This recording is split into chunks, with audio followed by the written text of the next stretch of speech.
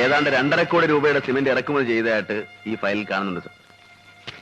ഒരു ധർമ്മസ്ഥാപനത്തിന്റെ പേരിൽ ഇറക്കുമതി ചെയ്ത ഈ സിമന്റ് അത്രയും സ്വകാര്യ ഏജൻസികൾക്ക് ബ്ലാക്കിൽ വിറ്റതായും രേഖയുണ്ട്.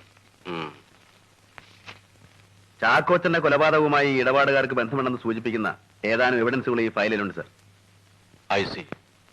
കണ്ടിടത്തോളം അത്ര നിസ്സാരന്മാരല്ല ഇതിന്റെ പിന്നിൽ. പെട്ടെന്ന് കൈകാര്യം ചെയ്ത് അവസാനിപ്പിക്കാവുന്ന ഒരു കേസുമില്ലത്. ബാലു, ഇത് സംബന്ധിച്ച് മറ്റു വല്ല റെക്കോർഡുകളും തന്റെ കയ്യിലുണ്ടോ? ഇല്ല സർ, ഞാൻ എല്ലാം ഏൽപ്പിച്ചു. ഗുഡ്. ഞാനിതൊക്കെ ഒന്ന് പഠിക്കട്ടെ, എന്നിട്ട് മതി അടുത്ത നീക്കം. നിസ്സാരമായൊരു പഴുത് കിട്ടിയാൽ അവന്മാർ രക്ഷപ്പെടും. We must not allow that sir. അതുവരെ ഈ റാക്കറ്റിനെ പറ്റി നമ്മൾ രണ്ടുപേരും മാത്രം അറിഞ്ഞാൽ മതി sir. Anyhow you have done something very commendable Balu. Please keep it up. Thank you sir.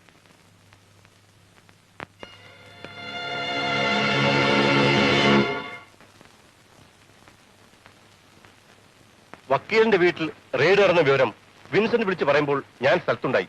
ഇല്ലായിരുന്നെങ്കിലോ? That Balaram is a daredevil. മുൻപും പിൻപും നോക്കാത്ത പ്രകൃതമാണ് മനുഷ്യന്. കംപ്ലീറ്റ് റെക്കോർഡ്സിനെ ഏൽപ്പിക്കാൻ പറഞ്ഞപ്പോൾ നമ്മുടെ ഭാഗത്ത് നേരെ കൊണ്ട് തന്നു. ഇനിയെങ്കിലും ഇത് ഭദ്രമായിട്ട് സൂക്ഷിച്ചു വെക്കും. ഇയാളുടെ കാര്യപ്രാപ്തി വിൻസെന്റിന് ചന്താരിക്കും ബോധ്യമായില്ല. അത് കുമാർ സാർ പറയുന്നത് പോലെ ഞാൻ അടക്കട വക്കീല്. കോടിക്കണക്കിന് രൂപയുടെ തിരിമറിയ. അത് രൂപ പണയം വെച്ചാൽ മറ്റുള്ളവർ പലതും മറക്കുന്നത്. കൂട്ടത്തിൽ 5-6 ലക്ഷം കടലാസ് ഒതുക്കി വെക്കാൻ ത്രാണിയില്ലാത്ത ഇയാളുടെ ന്യായപ്രസംഗമൊന്നും കേൾക്കണ്ട.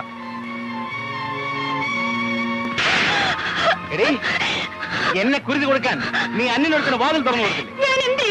ആണുങ്ങളില്ലാത്ത വീട്ടിൽ കിടക്കരുതെന്ന് നിനക്ക് പറഞ്ഞുകൂടായിരുന്നു. ഇവിടെ നല്ല ഫയലും റെക്കോർഡ് എടുത്തുകൊണ്ട് പോകുന്നത് നീ നോക്കിയിരുന്നില്ലേ? സെർച്ച് വാറന്റുമായിട്ട് പോലീസ് ഉദ്യോഗസ്ഥൻ കടന്നു വരുമ്പോ പിന്നെ പരവതാനി വിളിച്ച് താലപ്പൊലി എടുത്ത് സ്വീകരിക്കാമായിരുന്നു. അറ്റ്ലീസ്റ്റ് നീ എനിക്കൊന്ന് ഫോൺ ചെയ്തു. പലതവണ ശ്രമിച്ചതാ, കിട്ടണ്ടേ? കിട്ടില്ല. വന്നത് പോലീസ് ഓഫീസർ മാത്രമല്ലല്ലോ, കാമുകനല്ലേ? അനാവശ്യം പറയരുത്.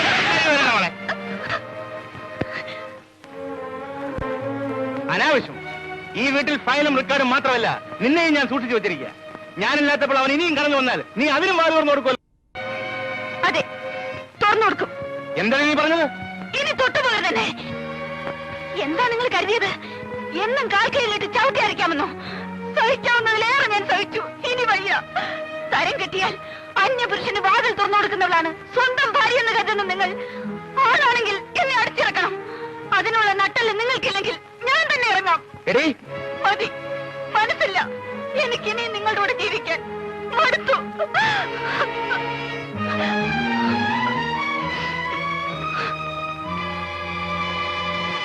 Hello, is it Hong Kong 62616557?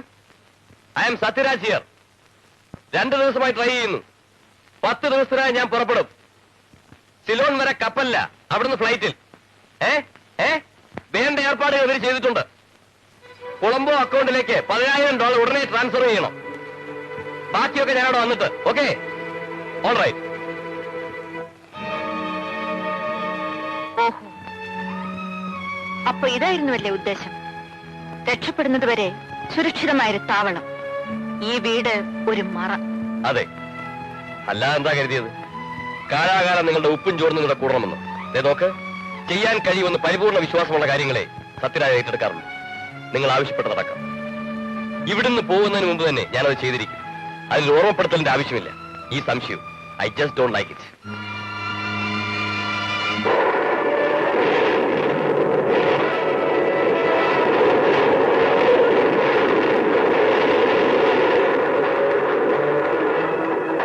ജ്യോതി,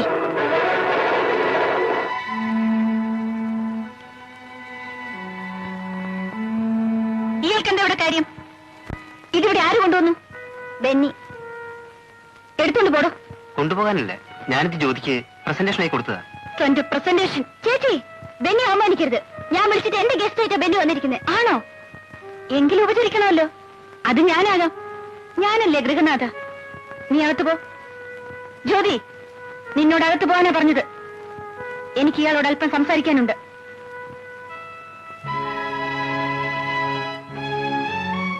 ഇത്രയും വലിയൊരു സമ്മാനം എന്റെ അനിയത്തിക്ക് കൊടുക്കാൻ മാത്രം നീ അവളും തമ്മിലുള്ള ബന്ധം? ഞങ്ങൾ തമ്മിൽ സ്നേഹമാണ്.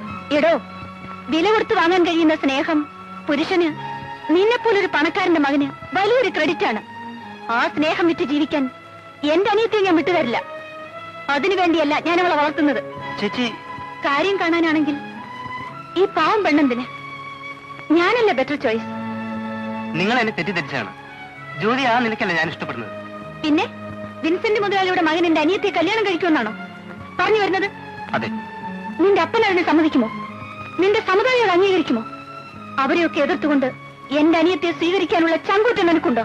ഉണ്ട്. എങ്കിലത് ആദ്യം നടക്കട്ടെ. ജ്യോതിയെ കാണുന്നതും ഈ സ്നേഹം പ്രകടിപ്പിക്കുന്നതും എന്നിട്ട് മതി. മനസ്സിലായില്ലേ? മനസ്സിലായി. ഞാനോ പിഴച്ചവള. ഇനിയൊരു വീഴ്ച കൂടി താങ്ങാൻ ഈ പാവം കുടുംബത്തിന് കഴിയില്ല. ഞങ്ങളെ ഉപദ്രവിക്കരുത് ബെന്നി, പ്ലീസ്. അനിയൻ പോ.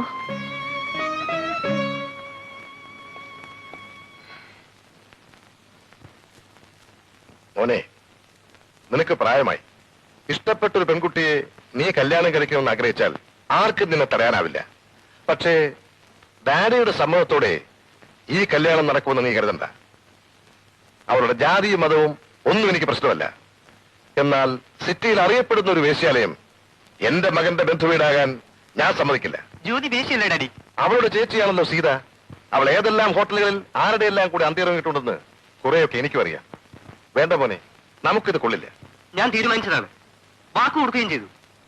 ഇനി ആരെതിർത്തിട്ടും കാര്യമില്ല. ജ്യോതി ഞാൻ കല്യാണം കഴിക്കും. നീ ഒരു വിഡ്ഢിയാണടാ മോനെ. മുമ്പ് പോളിറ്റിക്സിനോടായിരുന്നു നിനക്ക് പ്രേമം. ഇതുപോലെ അവിടെയും നിനക്ക് പഴച്ചു. കൊള്ളാവുന്ന രാഷ്ട്രീയ പാർട്ടികൾ ഇവിടെ എത്രയുണ്ട്. അതിലൊന്നിന്റെ യൂത്ത് ലീഡറായി ഒരു MLA-യോ മന്ത്രിയോ ആകാൻ ശ്രമിച്ചിരുന്നെങ്കിൽ എനിക്ക് എന്താ അഭിമാനമായിരുന്നു. എന്നാൽ മനുഷ്യൻ കയറി ചെല്ലാൻ പറ്റാത്തടത്താണ് നീ ചെന്നപ്പെട്ടത്. നാട്ടിൽ കലാപമുണ്ടാക്കി അധികാരം പിടിച്ചു വെക്കാൻ ശ്രമിച്ച ചില വിഡ്ഢികളുടെ കൂടെ. അതിൽ നിന്നും നിന്നെ വേർപെടുത്താൻ ഈ ഡാഡി എത്ര കഷ്ടപ്പെട്ടു, എത്ര ലക്ഷം രൂപ ചെലവഴിച്ചു എന്ന് നിനക്കറിയാമോ? അറിയാം. മകനെ രക്ഷിക്കാൻ അവന്റെ പാവം കൂട്ടുകാരനോട് നിങ്ങൾ കാണിച്ച ക്രൂരത എനിക്കറിയാം. എന്ത് ക്രൂരത? എനിക്ക് ഭാര്യയില്ല, മറ്റു ബന്ധുക്കളുമില്ല. ആകപ്പാടെ ഉള്ളത് നീ ഒരു മോനാണ്. നിന്നെ വഴിപഴപ്പിക്കുന്നവരെ എന്ത് കടുങ്കൈ ചെയ്തും ഞാൻ മാറ്റും.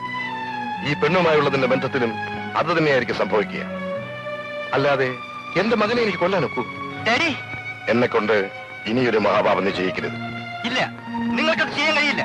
എനിക്ക് ജീവനുണ്ടെങ്കിൽ ഞാനത് സമ്മതിക്കില്ല. ബെന്നി, മോനെ പറയുന്നത് മുഴുവൻ കേട്ടിട്ട് പോകും. ബെന്നി,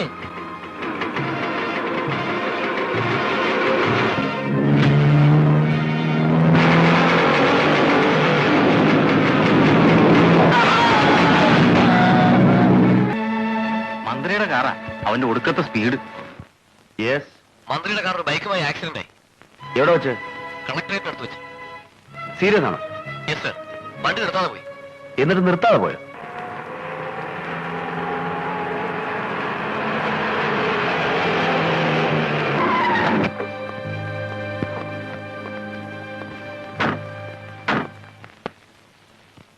സാർ, വഴിക്ക് വെച്ച് ഈ വണ്ടി ഒരു ബൈക്കുമായിട്ട് ഒരു ആക്സിഡന്റ് ഉണ്ടായി. യെസ്. അടുത്ത പോലീസ് സ്റ്റേഷൻ റിപ്പോർട്ട് ചെയ്തേക്കൂ. ആ പയ്യന്റെ നില കുറച്ച് സീരിയസ് ആണ് സാർ. ചത്തോ? അറിയില്ല. മിസ്റ്റർ, ഒന്ന് ഇറങ്ങണം. എന്തിനാ ഇറങ്ങണം മിസ്റ്റർ, പറയാം. താനാരോ എന്നോട് ഇറങ്ങാനല്ലോ പറഞ്ഞത്.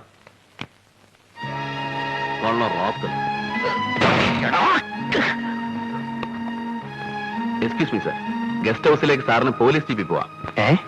ജീപ്പിലും? സാറിന് നിയമം അറിയാമല്ലോ. ഈ വണ്ടി കസ്റ്റഡിയിൽ എടുക്കാണ്. സാർ, എന്ത് തോന്നിയാസോടോ താൻ കാണിച്ചത്? ഒരു മന്ത്രിയുടെ കാർ തരാൻ താനാരാ? തനിക്ക് എന്ത് അധികാരം? പൊതു നിയമം മന്ത്രിമാർക്കൊന്നും വേറിട്ടില്ലല്ലോ സാർ. ഒരാളെ കാറടിച്ചു കൊന്നാൽ അവൻ മന്ത്രിയായാലും രാജാവായാലും. നിർത്തണോ തന്റെ പ്രസംഗം? അതുകൊണ്ടുണ്ടാകുന്ന ഭവിഷ്യത്തെന്താണെന്ന് തനിക്കറിയാമോ? അതെന്തോ ആവട്ടെ, കൃത്യമായി ജോലി ചെയ്യാൻ പോലീസുകാർ ഭയപ്പെടുന്നതുകൊണ്ടാണ് റോഡിൽ കൊടിയേറ്റ കാറുകളുടെ ഈ മരണപ്പാച്ചിൽ. അത് നിർത്തണം സാർ. നിർത്തും. മരണപ്പാച്ചിലല്ല, തന്റെ ഈ തോന്നിവാസം. ഓക്കെ ഉള്ളൂ.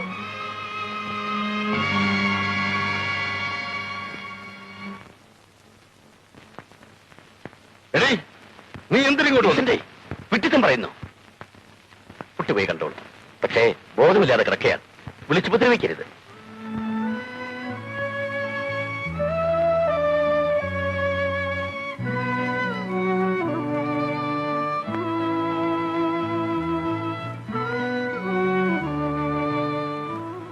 ഇവിടെ ഒരു സീനുണ്ടാക്കിയാൽ അതിന് നാണക്കേട് തനിക്കാ. നീ വാ.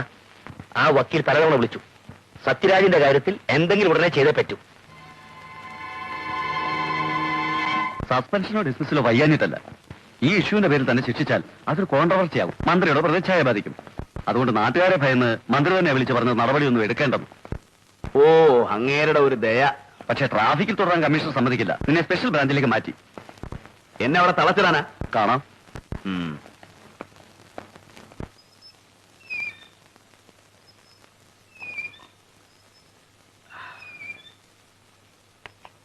നിങ്ങളുടെ ഡാൻസ് ക്ലാസ് നിർത്തിയത് ഞാനിവിടെ ഉള്ളത് കൊണ്ടാണ്.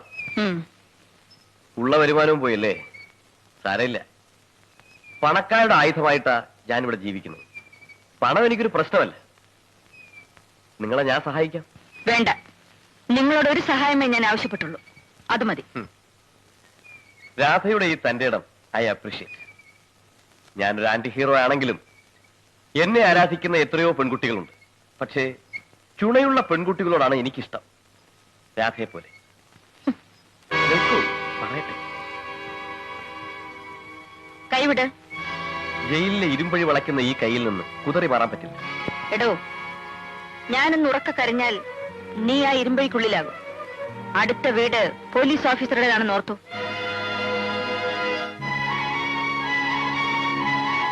വിടന്നെ.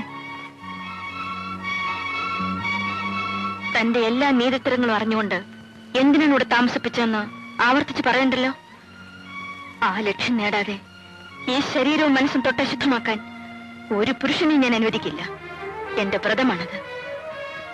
മേലിൽ എന്നെ തൊട്ടാൽ തനിക്കൊരു കൊല കൂടി ചെയ്യേണ്ടി വരും, അല്ലെങ്കിൽ എനിക്ക്. സൂക്ഷിച്ചു.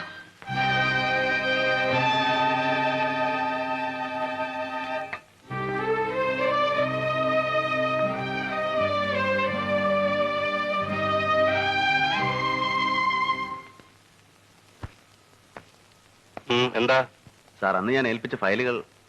ഏത് ഫയൽ? സിമന്റ് ഇടപാടിന്റെ. ഓ, mister Balram, as a circle inspector you have done your duty. മേലുദ്യോഗസ്ഥനായ എന്നെ അത് ഏൽപ്പിച്ചതോടുകൂടി നിങ്ങളുടെ ചുമതല തീർന്നു. സാർ, ചാക്കോച്ചന്റെ കൊലപാതകവുമായി ആ records, further actions. Why are you so inquisitive mister? ഞാൻ ആ ഫയൽ CBIക്ക് വിട്ടപ്പോയിരിക്കാണ്. മേലെ താനെ കുറിച്ച് അന്വേഷിക്കണ്ട. സാർ, അപ്പൊ CBIക്ക് സാറ് എന്താണ് എനിക്ക് സംശയം? No more questions. Mind your own business. You may please go. What you want? Excuse us, mister Kumar, we are from CBI. ഇതാ നിങ്ങളുടെ സസ്പെൻഷൻ ഓർഡർ. അതെ, സാറിന്റെ കയ്യിൽ ആ ഫയലുകൾ ഏൽപ്പിക്കുന്നതിന് മുമ്പ് അതിന്റെ ഫോട്ടോസ്റ്റാറ്റ് കോപ്പി ഞാൻ മുകളിലേക്ക് അയച്ചിരുന്നു. ഇത്രയും നാൾ സാർ എന്തെങ്കിലും ആക്ഷൻ എടുക്കുമെന്ന് കരുതി ഞാൻ കാത്തിരുന്നു. ഇപ്പൊ ബോധ്യമായി സാറും ആ കൂട്ടത്തിൽപ്പെട്ടതാണെന്ന്. Mister Kumar, you are under arrest.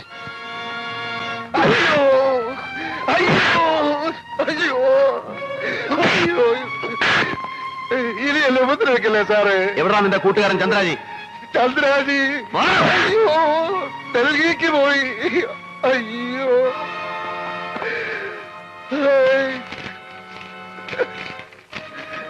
എന്താണ് സാർ? Release Vincent immediately. ജാമ്യത്തിലാണ് സാർ? ചോദിക്കാൻ അധികാരമില്ലല്ലോ, വിടാനല്ലേ ഓർഡർ. Wireless message. അയ്യോ, എന്തിനാ നിങ്ങൾ ഇങ്ങോട്ട് വന്നത്? നിന്നെ കാണാനല്ല, ജയ്ഷാമനോടല്ലേ? ഉണ്ടെങ്കിൽ നിങ്ങൾക്ക് അവനെ കാണാനൊക്കില്ല. എന്താ നീ പറഞ്ഞത്? മിസ്റ്റർ, ഇടിയെന്നൊന്നും വിളിച്ചേക്കരുത്. I have had enough. നിങ്ങളുടെ ആട്ടും തുപ്പും കുറെ സഹിച്ചില്ലേ? ഇനി അതിന് എന്നെ കിട്ടില്ല. വരാം. നിന്റെ ഈ വിസ്താരമൊന്നും എനിക്ക് കേൾക്കണ്ട. ജയ്ഷാമനോടെ എനിക്ക് എന്റെ മോനെ കാണണം. നിങ്ങളുടെ മകനോ? ഞാൻ ആ പോലീസ് ഇൻസ്പെക്ടറുടെ ഇഷ്ടക്കാരിയും വെപ്പാട്ടിയാണെന്നല്ലേ നിങ്ങൾ വിളിച്ച് പറയാറ്? ഇനി ഞാൻ നിഷേധിക്കുന്നില്ല. കല്യാണത്തിന് മുൻപും പിൻപും ഞാൻ അയാളോടൊപ്പം കഴിഞ്ഞിട്ടുണ്ട്, അന്തി ഉറങ്ങിയിട്ടുണ്ട്. ഉഷേ, ഇല്ലെന്ന് തെളിയിക്കാമോ? ഇയാൾ വലിയ അഡ്വക്കേറ്റ് അല്ലേ, ക്രിമിനൽ ലോയർ അല്ലേ? വന്ന് വാദിക്ക്. അവിടെ ഞാൻ വിളിച്ചു പറയും എന്റെ മകന്റെ അച്ഛൻ ഈ വക്കീലല്ല, ആ പോലീസ് ഇൻസ്പെക്ടർ ആണെന്ന്. മോളെ ഉഷേ, എന്നെ അവമാനിച്ചാൽ നിന്നെ ഞാൻ... മനസ്സും ശരീരവും മരവിച്ച എന്നെ ഇയാൾക്കിനി ഒന്നും ചെയ്യാനൊക്കില്ല. പോണം മിസ്റ്റർ. പോയാലും ഞാൻ തിരിച്ചു വരും. നീ കണ്ടോ? ജയൻ, എന്താടി നീ പറഞ്ഞത്? ഞാൻ ഒരു തെറ്റും ചെയ്തില്ല അച്ഛാ. എന്നിട്ടും ഏതെല്ലാം തരത്തിൽ അയാൾ എന്നെ ദ്രോഹിച്ചെന്ന് എന്റെ അച്ഛൻ അറിയില്ല. എന്നോട് ചെയ്ത ക്രൂരതയ്ക്ക് പകരം അയാളുടെ കുഞ്ഞിന്റെ അച്ഛൻ മറ്റൊരാളാണെന്ന് ഞാൻ പറഞ്ഞത്. എന്നോട് ക്ഷമിക്കൂ അച്ഛാ. അതൊന്നും ഞങ്ങൾക്കറിയില്ല. കോഴിക്കോട് സ്പെഷ്യൽ ബ്രാഞ്ചിൽ നിന്നാണ് സാർ വന്നിരിക്കുന്നത്. നിങ്ങളെ കസ്റ്റഡിയിൽ എടുക്കാൻ. എന്നെ എന്തിന് കസ്റ്റഡിയിൽ? അറസ്റ്റ് വാറന്റാണ്, നോക്കണം. ഇന്നലെ വൈകിട്ട് ഇയാൾ തിരുവനന്തപുരത്തേക്ക് പോന്നു എന്ന് കേട്ടു. ഒളിച്ചോളിയാണെങ്കിൽ തടയാൻ. കൈയിടണം. ബാലു, എന്താ ഇത്? മകളുടെ ഭർത്താവിനെ അറസ്റ്റ് ചെയ്യാം. കൊലപാതകമടക്കം മറ്റു പല കേസുകൾക്കുമായി.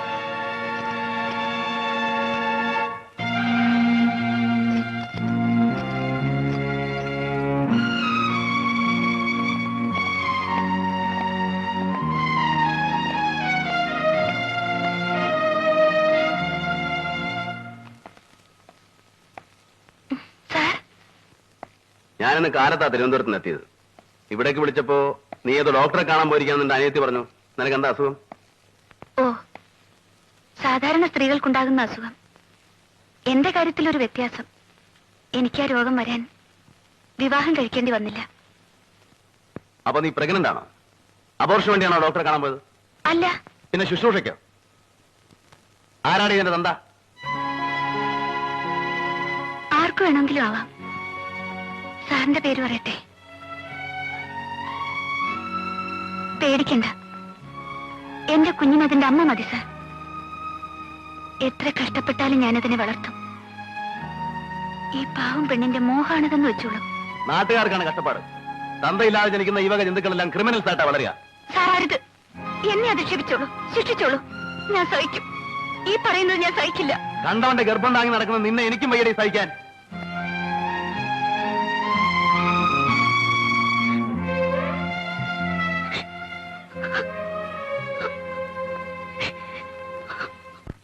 തിരുവനന്തപുരത്ത് നിന്ന് കാലത്ത് എത്തുകൊണ്ട് നേരെ പോയി ആ വീട്ടിലേക്കല്ലേ?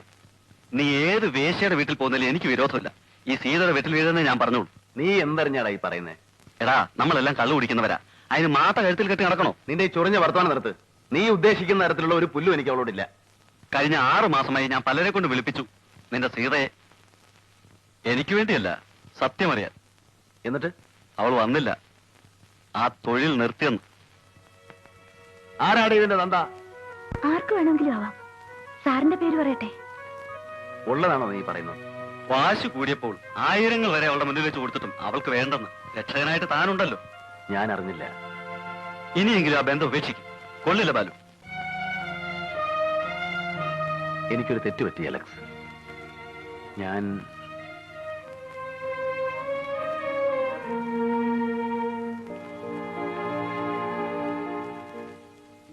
എന്താ ഇത്? മുമ്പ് നീ ആവശ്യപ്പെട്ടതാണ് സാരി.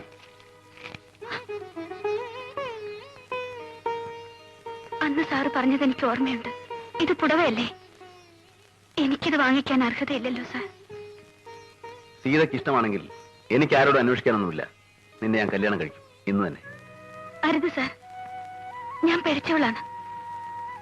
സാറിന് എന്നെ കൊണ്ട് ദുഷ്പേരുണ്ടാവരുത്. വേണ്ട സാർ. സീതേ, സാർ എപ്പോ വിളിച്ചാലും ഞാൻ വരും. ഏത് നേരത്തായാലും എവിടേക്കായാലും. അതിനൊരു ഭാര്യയുടെ പദവി എനിക്ക് വേണ്ട സാർ. സീതയ്ക്ക് ഒരു ഭർത്താവിന്റെ ആവശ്യമില്ലായിരിക്കാം. നിന്റെ കുഞ്ഞിനൊരു അച്ഛന് വേണ്ടേ?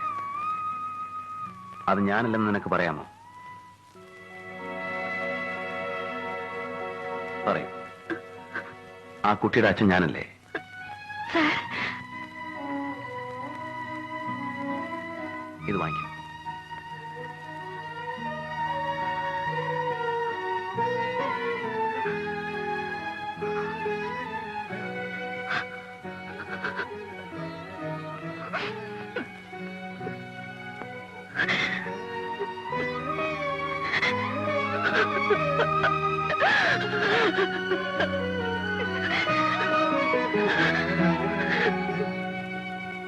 ജ്യോതി, എനിക്ക് എന്റെ ചേച്ചി ഒന്ന് കാണണം. ബെന്നിക്ക് ഏതാ ചേച്ചി? ഉണ്ണികൃഷ്ണന്റെ ചേച്ചി, എന്റെ രാധ ചേച്ചി. നീ ഇല്ലത്ത് പോയി പറയണം. പറയാം.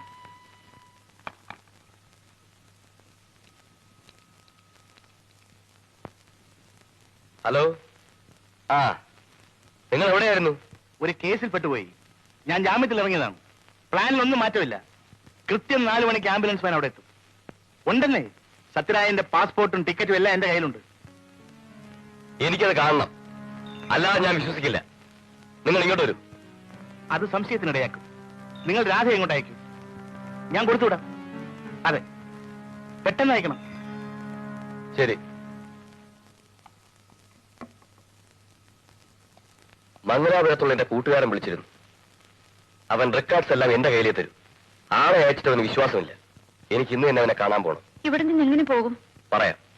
നിങ്ങളുടെ അമ്മയെ ആശുപത്രി കൊണ്ടുപോകുന്ന പോലെ ഇവിടെ ഒന്നൊരു ആംബുലൻസിൽ എന്നെ കൊണ്ടുപോകണം. വേണ്ട ഏർപ്പാടെല്ലാം ഞാൻ ചെയ്തിട്ടുണ്ട്. നിങ്ങൾ ഉടനെ വക്കീലെ ചെന്ന് കാണണം. എന്തിനാ? വെറുതെ അല്ല ഞാൻ നിങ്ങളെ സഹായിക്കുന്നത്. മംഗലാപുരത്തുള്ള എന്റെ കൂട്ടുകാരന് പണം കൊടുക്കണം. അത് വക്കീൽ തരാമെന്ന് ഏറ്റിട്ടുണ്ട്. നിങ്ങൾ വേഗം പോയി അത് വാങ്ങിച്ചോണ്ട് വരും.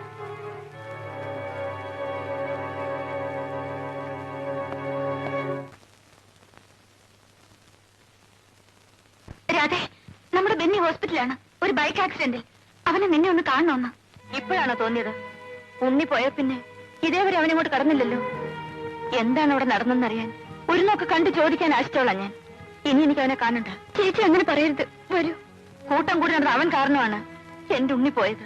ഞാൻ വരില്ല. നിന്റെ വേദന എനിക്കറിയാൻ രാധേ. എന്നാൽ ഇപ്പോൾ മരണം കാത്തു കിടക്കുന്ന ഒരു കുട്ടിയോട് ഇനിയും വിരോധം വച്ചിരുന്നിട്ട് കാര്യമില്ലല്ലോ. അത്ര അധികമാണോ ബെന്നിക്ക്? അതെ ചേച്ചി, ചിലപ്പോ. വരൂ രാധേ. എവിടെയാണവൻ?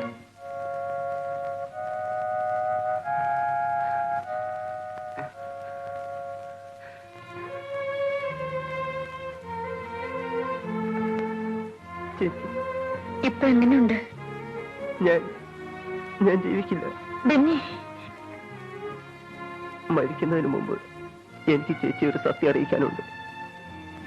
അതിനെ കാണണമെന്ന് പറഞ്ഞത് ചേച്ചിയുടെ അനിയൻ ഉണ്ണിയെ കൊന്നത് ചേച്ചി എന്റെ ഡാഡിയാണ്. എന്താ പറഞ്ഞത്? അത് ചേച്ചി ഞാൻ മുഴുവൻ പറയാം. ഉണ്ണിയെ എന്നെയും ഒരുമിച്ചാണ് പോലീസ് കസ്റ്റഡിയിലെടുത്തത്. ലോക്കപ്പിൽ ഞങ്ങളുടെ കൂട്ടത്തിൽ ഒരാൾ കൂടി വന്നു. ഒരു പെറ്റി കേസിലെ പ്രതിയായ അവൻ. ഇയാള് ഭാഗ്യവാനാണ്. വിൻസെന്റ് മുതലാളി പണക്കാരനായതുകൊണ്ട് രക്ഷപ്പെട്ടു. ഇല്ലെങ്കിൽ ജാമ്യം പോലും കിട്ടില്ല. കുഞ്ഞിന്റെ കാര്യമാണ് കഷ്ടം. ഇപ്പൊ കിട്ടിയ അടിയും തൊഴിയൊന്നും കാര്യമല്ല. പോലീസ് ശരിക്കും ചോദ്യം ചെയ്യാൻ തുടങ്ങിയാൽ സഹിക്കില്ല. നഖത്തിനിടയിൽ സൂചി കുത്തും. പിന്നെ മൂത്രക്കുഴലിൽ വരെ ഇറുക്കിൽ കയറ്റും. മതി, വെറുതെ അവനെ പേടിപ്പിക്കണ്ട. പേടിക്കണ്ട. ഇതാ പോലീസിനെ തോൽപ്പിക്കാനാ ഞാനിത് കൊണ്ട് കിടക്കുന്നത്. ഇത് വാങ്ങിക്കും. എന്താ ഇത്? മയക്കുമരുന്ന് കിടന്ന ചോക്ലേറ്റാണ്. ഇത് കഴിച്ചാൽ വേദന എന്താണെന്നറിയില്ല. ഒരു ലഹരിയായിരിക്കും. 2-3 മണിക്കൂർ ശരീരം മരവിക്കും. പിന്നെ അവന്മാരുടെ പ്രഹരമൊന്നും അറിയില്ല. കഴിച്ചോളൂ. അവന്മാർ വരുന്നതിന് മുമ്പ് വേഗം.